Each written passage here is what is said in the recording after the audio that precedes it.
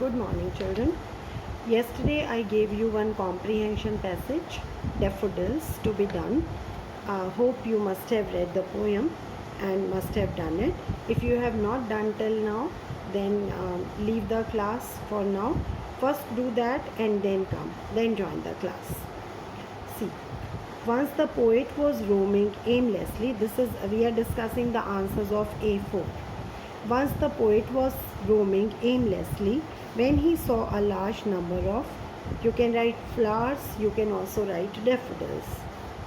They were golden in color and fluttering and dancing in the breeze.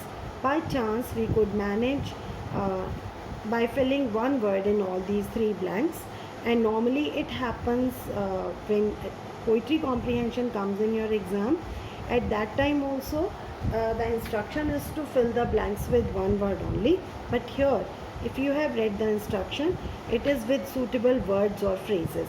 Here we have the liberty, we are at liberty to write 2-3 words also. The daffodils looked like innumerable stars shining in the sky, or we can also write Milky Way. At one glance, the poet was able to see 2 words, a large number of them. They were growing in a never-ending line or continuous line along the seashore. They were waving spritefully in a cheerful dance, or happily in a cheerful dance. The waves too appeared to be happy, but they could not match the joy and gaiety of the flowers. The poet felt happy in the dash of such lovely company. So in the midst of, M-I-D-S-T, midst of such lively company, but he could not realize the real worth or real importance, value of the scene at that time. Later, whenever the poet lay on his bed, on his couch, in a thoughtful mood, the flowers, the daffodils, the scene, any word can come, appeared before his mind's eye, and his heart started feeling happy. It was then that he realized that a beautiful scene or object is a source of lasting joy.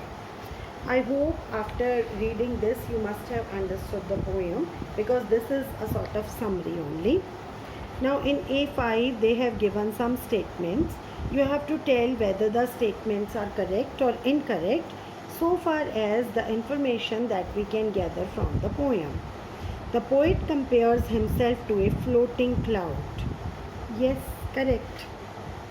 He saw a few daffodils beside the lake. He saw daffodils but not a few, they were too many. So this is incorrect. He compares the daffodils with the stars on the Milky Way. Correct. The waves outdid the sprightly daffodils.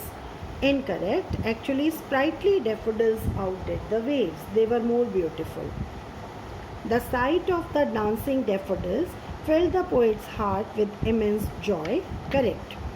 Whenever the poet's mind is unoccupied or he is in a thoughtful mood, the memory of the daffodils uplifts him and brings him great joy. Correct. You don't have to write all these things in notebook. You have to just complete these answers in your book. Now, they have given 2 extracts from the poem. First, the waves beside them danced, but they outdid the sparkling waves in glee. Glee means happiness. Identify the poem and the poet. It is written Daffodils by William Wordsworth. Who are they in line 1? They refers to daffodils here. How did they outdo the waves? They outdid the waves because they were looking more joyful, more lively, more beautiful. Now second, they flash upon that inward eye, which is the bliss of solitude. What does the poet mean by inward eye? The poet means, by inward eye, the poet means imagination. How is the inward eye a blessing given to us? By solitude. Solitude is loneliness. When we are alone, but not sad, We are not feeling deserted, we are feeling happy and blessed in our loneliness. That state is called solitude. At that time, we feel blessed, and what sort of blessings come to us? Different type of good thoughts come to our mind. What happens to the poet when they flash upon his inward eye? They here refers to daffodils, and when they flash upon the inward eye of the poet, poet feels very happy. Now A7, pick out 4 expressions which suggest the numerousness of the daffodils, that there are many. See, let us go back to the poem. I saw a crowd.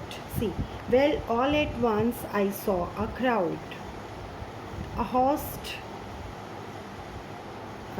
then continuous as the stars. They stretched in never-ending line. 10,000 saw I at a glance. All these expressions show that they were many in number. And now, see next question. The poet was wonderstruck by the beauty of the daffodils which he came across all of a sudden. Had the poet been able to enjoy their beauty to some extent, if he would have been a pre-planned visit? Here, any type of answer can come from you, but I feel that if something is pre-planned, then the enjoyment of that thing becomes a little bit less. So he would not have been able to enjoy it so much. In A9, you have to give the examples of similes from daffodils. Simile, as you know, is a literary device in which we compare two different sort of things because of something common in those two things. Let us see the examples. Look at the first line. I wandered lonely as a cloud. I, the poet, is being compared to cloud. Otherwise, there is no comparison between a human being and a cloud. But both are being compared because both are feeling lonely at the time. Then, continuous as the stars. This is another example of simile. Here, you know that flowers, daffodils are being compared to stars. Then,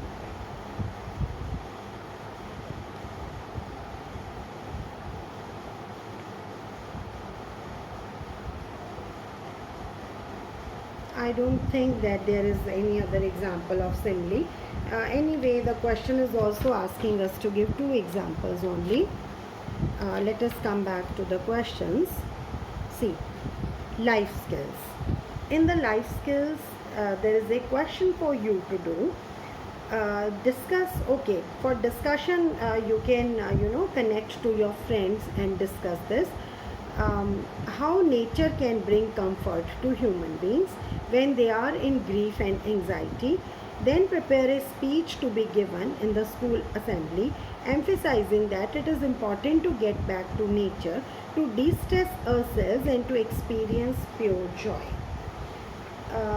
I'm sure you must be having some good points related to the comforting nature of nature, but I can also give you a few hints. Like we have to focus here on the things which we can learn from natural objects. For example, mountains. What can mountains teach us? Mountains can teach us determination and firmness. Rivers can teach us continuous going. Trees can teach us humility, being humble, being forgiving and being caring, sharing. So like this, you think about all the objects of nature, all the features of nature, and see what we can learn from them. And obviously, flowers, trees which look beautiful, nature is beauty itself. So when we look at the beautiful nature, we feel good and de-stressed also. So write this speech. You know the format of speech. It has been discussed with you earlier also. This is your homework for today. Do this. Thank you.